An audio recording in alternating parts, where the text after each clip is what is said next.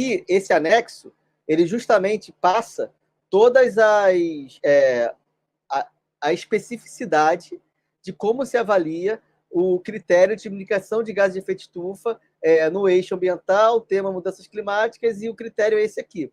Então, aqui, ele basicamente o que foi feito é pegar aquela ideia de estágio 1, 2, 3, 4, 5 e trazer para um texto bem específico para este critério, tá? Então, aquilo o que eu apresentei antes é uma coisa um pouco mais genérica, né? Porque ela acaba sendo um conceito que é replicado para todos os critérios, e aqui ele reescreve o que é solicitado, sendo bem específico para aquele critério. O que significa ser transformador para mudanças climáticas? O que significa ser estratégico para mudanças climáticas? E aqui ele traduz isso de forma mais específica, tá? Então, só para exemplificar, aqui esse documento ele tem todos os critérios, todos os estágios de maturidade de todos os critérios. Você consegue baixar isso no site que eu acabei de mostrar para vocês. Então, é muito interessante para caso vocês queiram estudar os temas, estudar como é que você pode melhorar a gestão daquele tema, daquele critério da PR 2030, beleza? Eu vou tentar passar aqui pelo máximo de critério possível, tá? Tentar aqui discutir de alguma forma. Aí entra naquele mérito de que eu não sou especialista de todos os temas, e vocês provavelmente também não vão ser o especialista de todos os temas, mas é muito interessante vocês terem essa noção de o que significa evoluir neste critério, em todos os critérios, né? Então, simplesmente lendo esses itens aqui, já vai te dar essa noção e que vai te dar uma boa base para você conseguir refletir sobre a sua estratégia de sustentabilidade posteriormente, que é o momento posterior, né? Lembrando que a gente está no diagnóstico, lembrando que a gente faz o diagnóstico, depois do diagnóstico a gente faz a materialidade, depois a gente faz os compromissos de gestão de sustentabilidade. Então, nessa etapa aqui, compromisso de gestão de sustentabilidade, se você tiver uma noção desses critérios, você vai conseguir criar estratégias que sejam talvez mais interessantes ou mais robustas, né? Por isso que é importante usar esse diagnóstico como uma ferramenta educacional no início de uma empresa que está iniciando a gestão de sustentabilidade. Beleza? Por isso que eu incentivo muito vocês buscarem também a certificação da ABNT, porque vocês vão ter um contato com um especialista que tem experiência com outras empresas que vai acabar te ajudando também nessa governança, nesse entendimento. Beleza? Além de te dar um selo que vai comprovar se a pontuação da sua empresa está realmente certa, conforme vocês responderam, e também trabalhar na educação do seu time. Mas bora lá. Então, aqui a gente tem, lembrando que a gente tem vários critérios, né? A gente tem 14 ambiental, 15 social e 13 de governança, né? Esses são os critérios que são avaliados aqui, e cada um desses critérios que estão listados aqui tem 5 níveis, né? 5 estágios de maturidade. Então, a gente já falou desse aqui, tá? Mitigações de gás de efeito estufa, vou tentar falar um a um aqui e pular para o próximo, né? Então, a gente ainda tem eixo ambiental, tema mudanças climáticas, adaptações a mudanças do clima. Ou seja, eu vou entrar aqui no questionário e mostrar que a gente está aqui, ambiental, eixo ambiental, mudanças do clima. A gente tem 3 critérios de avaliação. Mitigação de gás de efeito estufa foi que é o primeiro, adaptações à mudança do clima, que é isso que eu estou vendo aqui agora. Adaptação à mudança do clima. Então, significa que você está no estágio 1, significa dizer que a organização não possui plano de adaptação à mudança do clima. 2, a organização está em fase de elaboração do plano.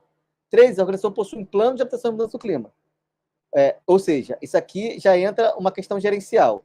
4, a organização possui um plano de adaptação à mudança do clima, realiza o monitoramento periódico e comunica seu plano às partes interessadas. Ou seja, já entrou uma questão estratégica da empresa. E 5, a organização possui adaptação à mudança do clima, realiza monitoramento periódico, comunica seus planos às partes interessadas e engaja atores externos. O que eu entendo que é essa avaliação desse critério? O quão a sua empresa está preparada para eventuais mudanças do clima.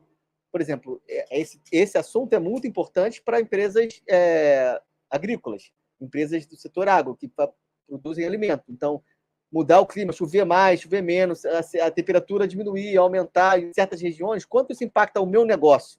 Entendeu? Então, eu não estou falando especificamente sobre emissão de gás de efeito estufa, eu estou falando especificamente como que a minha empresa olha para eventuais consequências que o meu negócio pode ter com relação à mudança do clima. Essa é a perspectiva desse critério, tá? O próximo critério de mudanças climáticas é eficiência energética. Por que a eficiência energética está dentro de mudanças climáticas? Porque, assim, redução de energia é um ponto importante, porque você consumir menos energia é importante, ponto, você ser mais eficiente. Mas consumir menos energia também está associado a uma redução de emissão, sacou?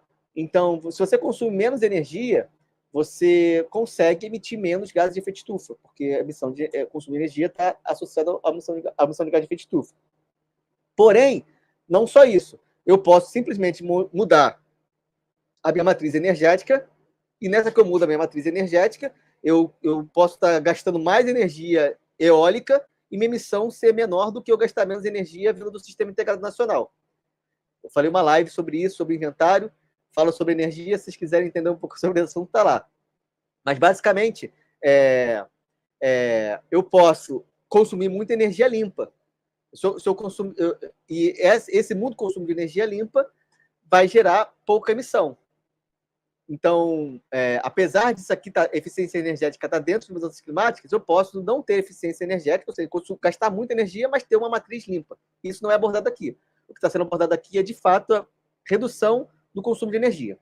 Enfim, dada essa introdução, o estágio 1 a organização possui controle do seu consumo energético, o estágio 2 possui controle do seu consumo energético, está em processo de implementação de ações, a 3 possui controle e tem ações para eficiência energética, vou trocar minha matriz, vou melhorar minha eficiência aqui, vou trocar minhas máquinas, vou ter um processo de manutenção melhor das minhas máquinas para ela consumir menos energia, etc.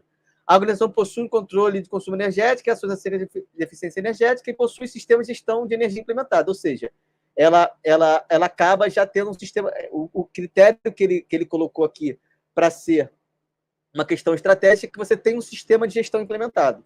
E o 5 é a organização possui consumo de energética, ações acerca de eficiência energética, possui sistema de gestão implementado, além disso, possui certificação de eficiência. Ou seja, você, de certa forma, você já certificou também que a sua empresa tem uma eficiência maior. Beleza? Esse é o critério que a própria BNT traz, tá? Seguindo a lógica que está lá. Eu não estou entrando no mérito de avaliar esses critérios, tá? Então, seguindo aqui, a gente vou discutir, seguir discutindo aqui os temas. A gente tem os recursos hídricos aqui agora, dentro do eixo ambiental, que a lógica segue a mesma. Então, eu tenho aqui o tema de recursos hídricos. Recursos hídricos eu tenho 2 critérios, tá? Então, desses 2 critérios, eu tenho uso da água e gestão de efluentes. Então, quando eu falo uso da água, eu falo a organização não trata o consumo de água, ou seja, não sabe nem quanto consome, ou seja, estágio 1. A organização mapeia o consumo de água, estágio 2. A organização mapeia o consumo de água, estabelece indicadores e metas, estágio 3. Estágio 4. A organização tem metas, indicadores, plano, já possui implementados projetos de redução de uso e reaproveitamento de água de chuva, os resultados relacionados aos projetos são divulgados publicamente, então já faz alguma coisa, já tem projeto, já divulga. E o estágio 5, que é aquele transformador, que é os resultados relacionados aos projetos, são divulgados publicamente. A organização possui ações dirigidas às partes externas no contexto do uso de água. Então, ela, de repente, influencia o uso de água dos seus clientes e tal, de certa forma está incentivando essa redução do consumo de água, beleza? Então, esse tema recursos hídricos, ele trata tanto do consumo, ou seja, quanto de água eu preciso para operar, mas ele trata o outro critério também, como é que é a minha gestão de efluentes, como que eu descarto a água que não está mais dentro do meu... eu preciso descartar, né? Então, a lógica, enfim, eu vou acabar sendo repetitivo aqui, mas a lógica acaba sendo a mesma, né? Então, a organização não realiza a gestão de efluentes de acordo com o estabelecimento da legislação, que é o mínimo necessário para a gestão de efluentes, que é aquela questão, eu faço o mínimo para poder operar, para ninguém me perturbar com relação a questões normativas. O estágio 2, ele estabelece controles para conservação de água, e avaliando a viabilidade e elaboração de métodos alternativos de controle. O estágio 3, ele faz monitoramento de vazão, já pensa na questão de tentar reduzir a emissão, realizou substituição de matérias-primas que possam gerar impactos negativos no meio ambiente.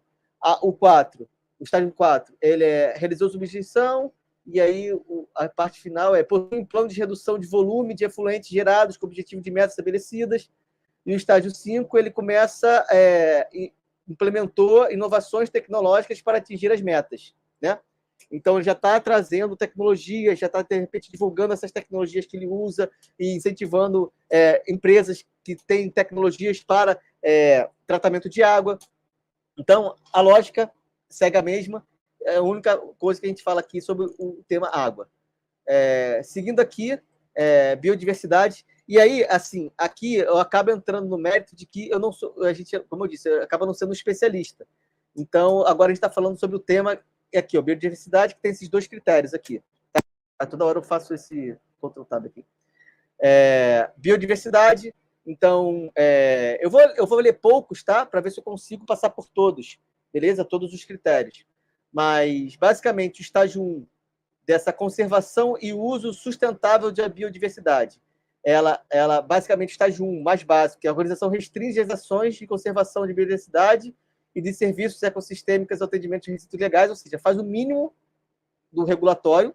E o estágio 5, que é o mais alto, a organização considera a conservação e uso sustentável de biodiversidade como uma pauta de engajamento estruturado com as partes interessadas, ou seja, ela sabe que as partes interessadas têm interesse no uso, na conservação da biodiversidade e ela já tem um processo estruturado para falar com essas partes interessadas, assumindo o protagonismo em seu setor de atividade da cadeia de valor. É aquele lance de ser transformador, de trazer esse assunto como importante para você, mas também trazer esse assunto como importante para os seus stakeholders, para a sua cadeia de valor.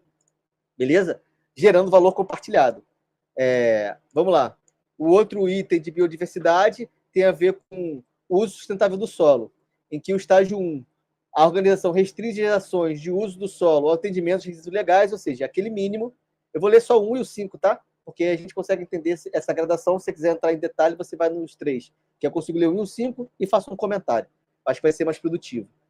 O estágio 5, a organização promove o engajamento das partes interessadas nas ações relacionadas ao uso sustentável do solo.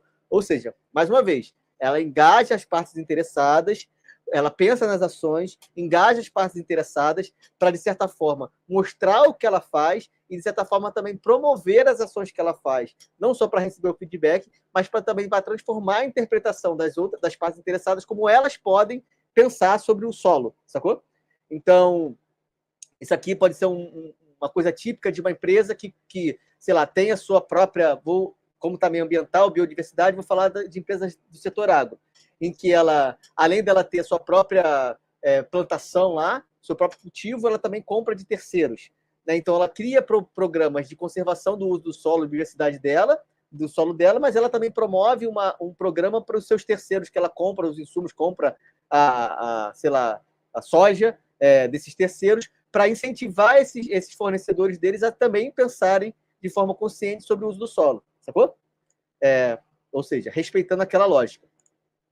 Aqui a gente vai para o próximo item, o próximo tema, que é economia circular. Então, economia circular, o último item, não, penúltimo, né? Tem 2 critérios aqui. Esses 2 critérios é economia circular. Então, o estágio 1 de economia circular, a organização não possui ações referentes à economia circular, ou seja, não pensa nem em pegar resíduos, tratar resíduos, tentar, de certa forma, a embalagem que ela destinou voltar, né?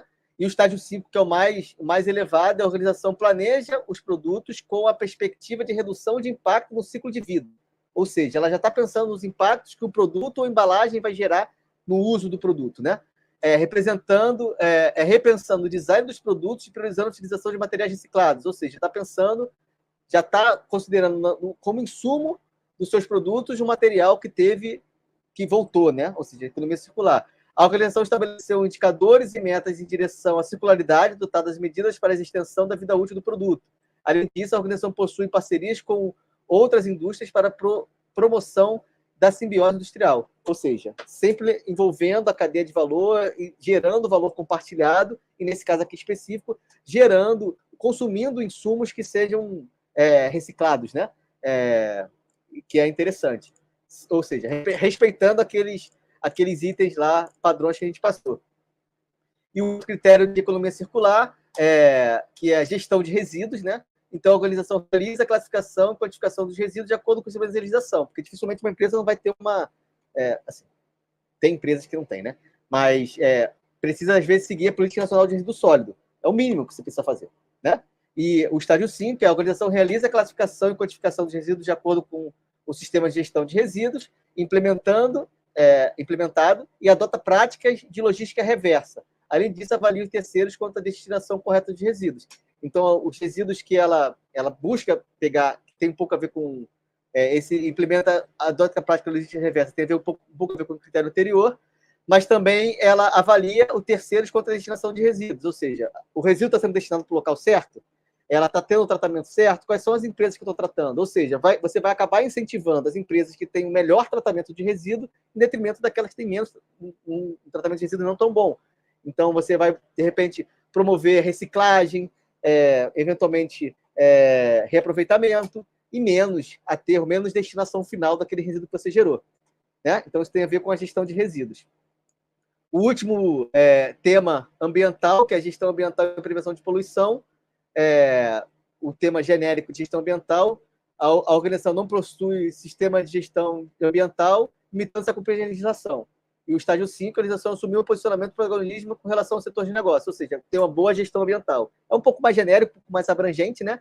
Mas a ideia é que você tenha a perspectiva de gestão ambiental como um todo, não como os critérios específicos desses temas.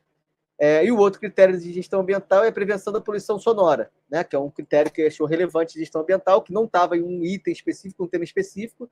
Às vezes pode ser não aplicável para a sua empresa. Pô, minha empresa é um escritório, não tem poluição ambiental. Beleza, é não aplicável esse critério, não tem problema.